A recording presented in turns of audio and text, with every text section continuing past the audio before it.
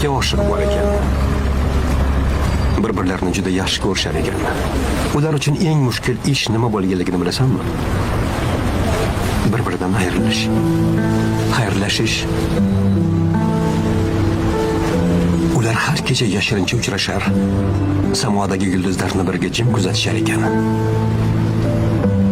To bir yulduz uchmaguncha xayrlashmas ekanlar.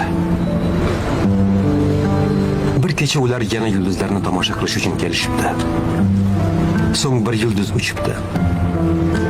Yigit xayrlashuv fursati yetdi debdi. Shu payt qiz yuragidan nimadir chirt uzilibdi. Endi sira toqati qolmay, yulduz uchishni ortiq istamay qo'yibdi. Nega har kun shunday bo'ladi deya so'rabdi. Mendan voz kechish uchun yulduzlarni bahona qilma debdi. Yigit nima debdi? Bahona emas.